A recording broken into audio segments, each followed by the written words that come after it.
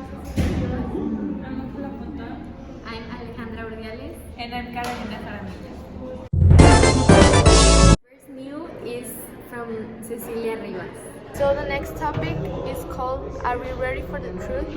You may be wondering, well, what will happen if people don't have that filter that have now?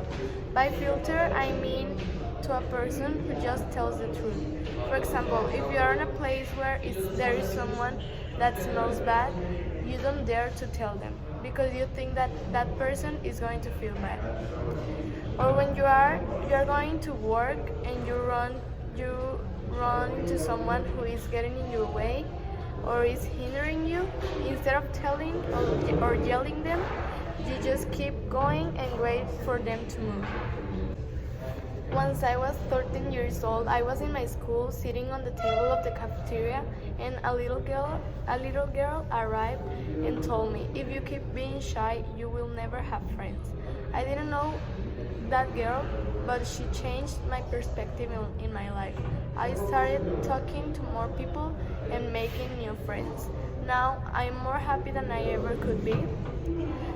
Thanks to that little girl who told me the truth no one dares to say. This can be good or bad to the society. It can have positive effects like not being worried about other people lying to you or feeling trust, because if you have friends you will know if they are true friends since you meet them. People may feel more safe, considering that all the burglars, murderers, or other people who get in trouble will be caught for the reason that they can lie other people. And it can also have negative effects, like people feeling bad about what other people tell them, and maybe they can start having syndromes like depression. People can start being more insecure of themselves. In the future, they are going to be painfully shy because they are scared about what other people will think about them. Another negative effect is that you can lose friends.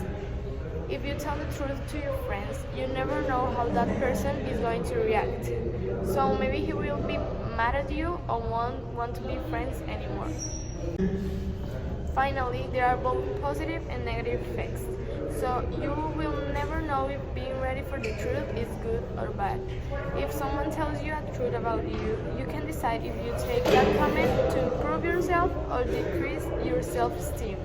Are we ready for the truth? Left us a lot of questions that we can answer. Next, we have Carolina Jaramillo with a narrative.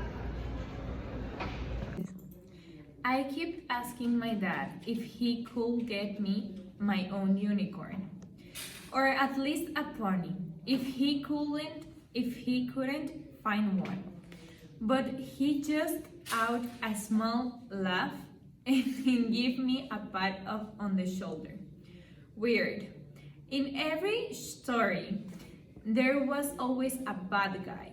Either it was evil witch, a scary monster, an angry elf, a powerful gigant, among others. Those characters were in charge of messing everything up and bringing the good guys down. But all of their effort didn't matter, because eventually their bad actions would reciprocate and be defaced by the force of love. I always wonder, if I read about it all the time, why I'd never find one of those amazing creatures in all my life. I was scarcely. They were on movies, TV shows, books, toys. They couldn't be fake, right? This thought keeps me awake sometimes. So my mission to find them started. I built a fairy house, like I had seen on Tinkerbell, in the hopes of catching one of those or two fairy tales. But I wasn't very lucky. When I went to the beach, I kept looking of a mermaid with a gold list. But yet again, no sign of Ariel anywhere. I thought I had found some magic dust in my closet. but a few allergy pills later, I finally understood. I just had to clean my dress. I got very frustrated. I had tried everything in my power to come in contact with one of them, but I just couldn't get it.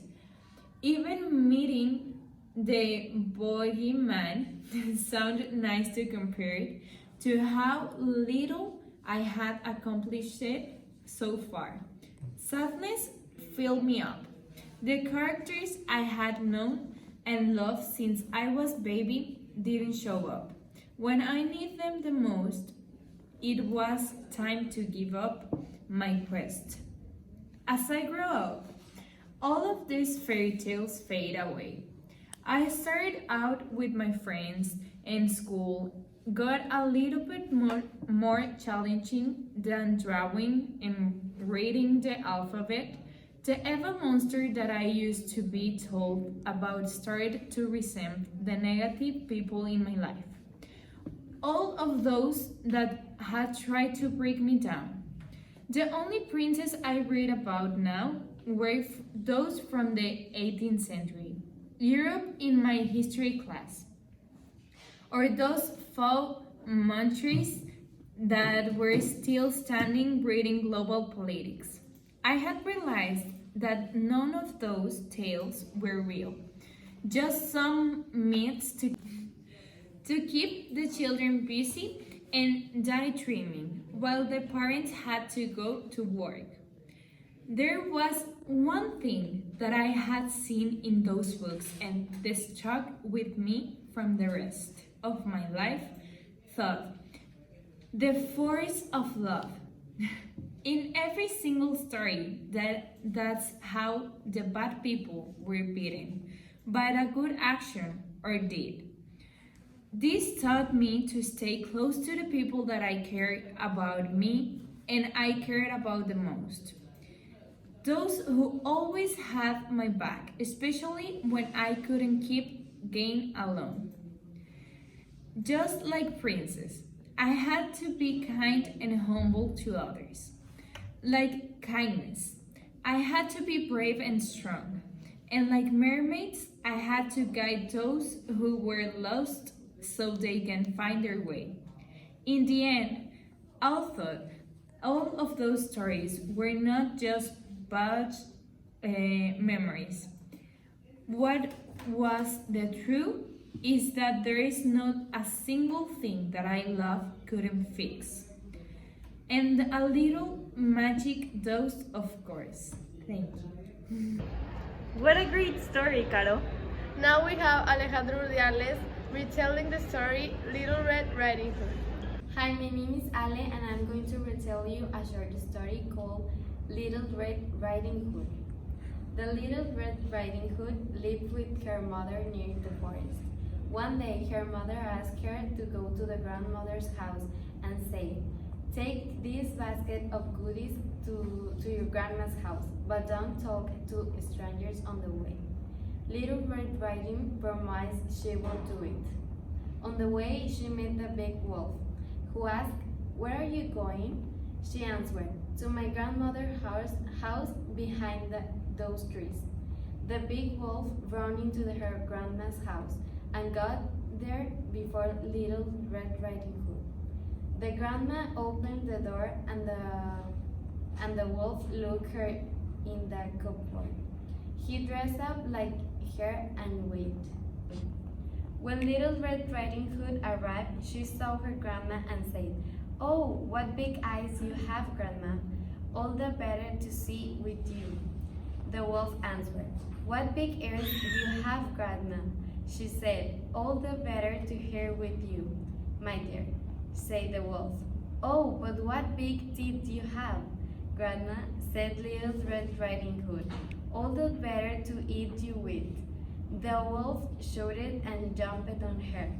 Little Red Riding Hood screamed so loud that the woodcutter heard outside the house and came running. He beat the wolf and saved the grandmother. She was so happy and thankful, so she hugged the grandmother and Little Red Riding Hood screamed so loud that the woodcutter heard outside the house and came running. He beat the wolf and saved their grandmother. She was so happy and thankful, so she hugged her granddaughter. Little Red Riding Hood learned the lesson to don't speak to strangers. Like too much did that story. Now we are going to pass with Angela that is going to give us a review of Shrek. So yesterday I went to the movies and saw the movie called Shrek. At first I thought I was going to be in a movie childlike, but then I discovered it was an extremely movie worth running to see and reach tickets at the cinema. The movie is about an ogre called Shrek. He lives alone in a swamp. He enjoys living like that, to have freedom and scare people. Meanwhile, on the other side of the land, crossing enduring blistering winds and excruciating deserts at the top of the highest tower, there is a princess called Fiona, who has a curse that made her become an ogre at night and a princess in the day. The spell will break till she gives a true love kiss. Nance, Lord Farquaad, an extremely mean person, wannabe king, who lives in a castle on Duloc, wants to marry the princess Fiona, but he doesn't know that she is cursed. He made a request of all fairy tale creatures. He wants to buy them.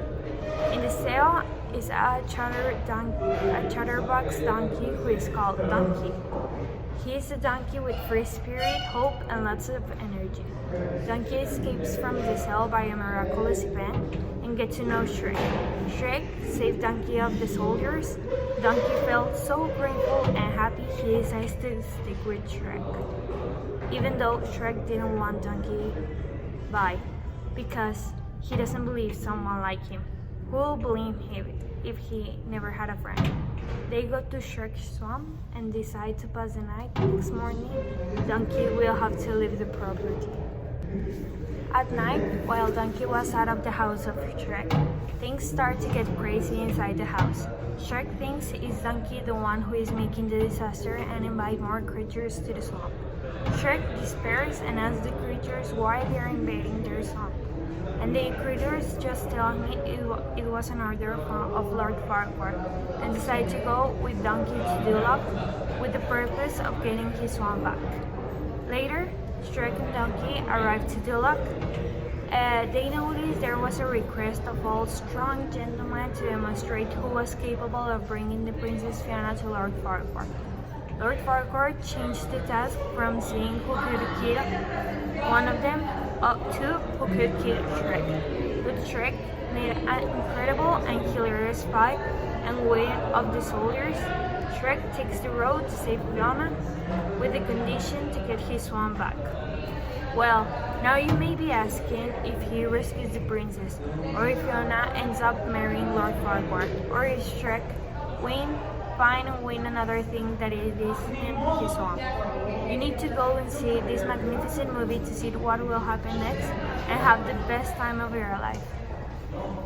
Thanks for the review.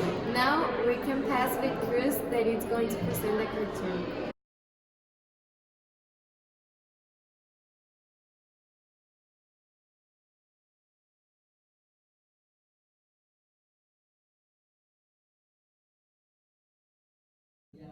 In this cartoon that we just saw is about Mafalda. We can notice the importance of turning down the light of the most enthusiastic, dreamy, and perseverant people. Because if we turn the light off, people don't dream big anymore. And a consequence can be people will not follow their dreams, and we don't want this for this society. Thanks for watching. We hope you like it. See you next week. Bye!